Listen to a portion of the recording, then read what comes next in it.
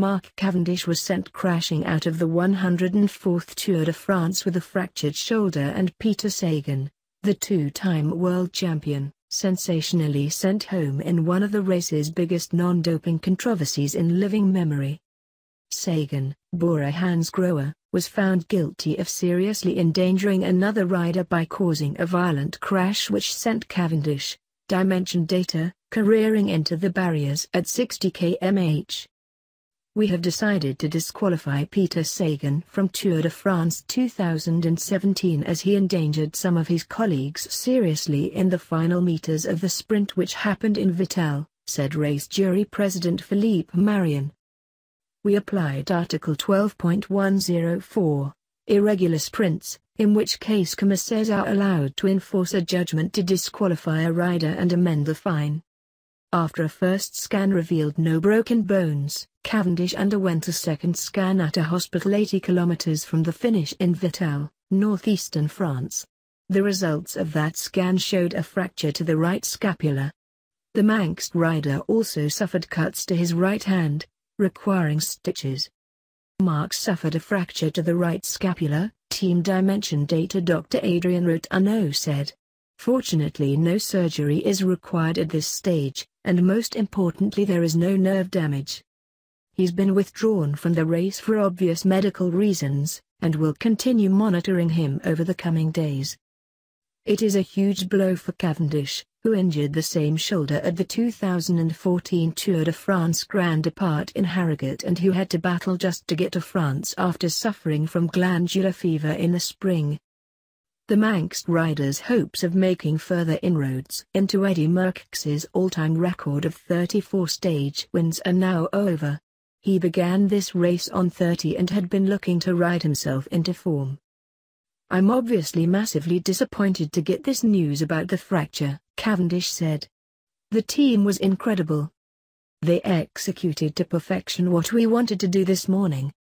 I feel I was in a good position to win, and to lose that and even having to leave the Tour, a race I have built my whole career around, is really sad. As news broke of Cavendish's departure, Sagan's Bora-Hansgrohe team announced they had officially protested the Slovakian's expulsion. One thing is certain, and that is that the controversy over Sagan's disqualification will rumble on and on. The double world champion is one of cycling's biggest stars. He won his 8th Tour stage in Longwy on Monday night with a display of quite breathtaking supremacy, finding the time to clip back into his pedal after his shoe unclipped in the finale, and had been heavily favored to win a 6th straight green jersey at this Tour. His disqualification, announced a couple of hours after the stage finished, sent shockwaves through the sport, with strong opinions on both sides. The Slovakian accepted responsibility for the crash. He even went over to the Dimension data bus, after a battered and bruised Cavendish had managed to pick himself up off the floor, to apologize to the Briton. But while that apology was appreciated by Cavendish, who said he had a good relationship with Sagan and was not angry with him, the Manx rider also admitted that he was confused by Sagan's actions in the sprint and wanted to speak further with him to understand why he did what he did.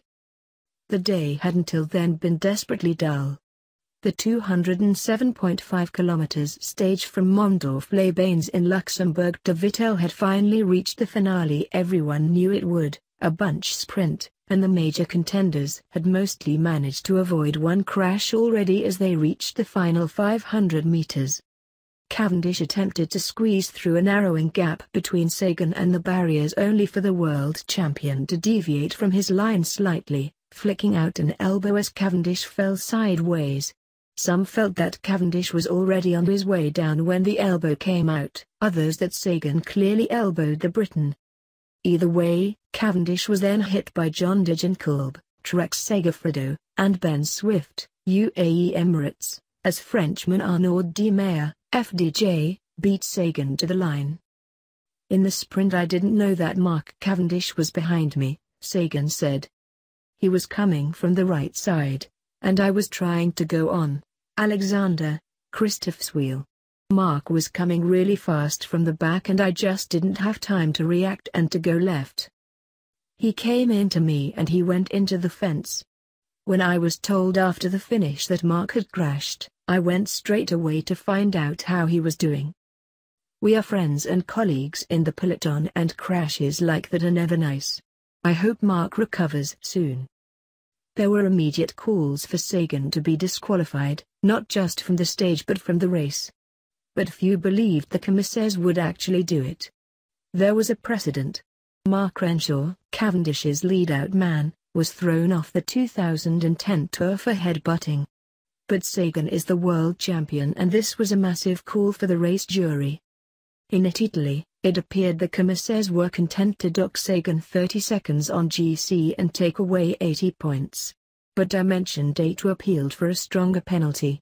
Rolf Aldag, the team's sporting director, argued that the crash was not a race incident but rather that it constituted violence.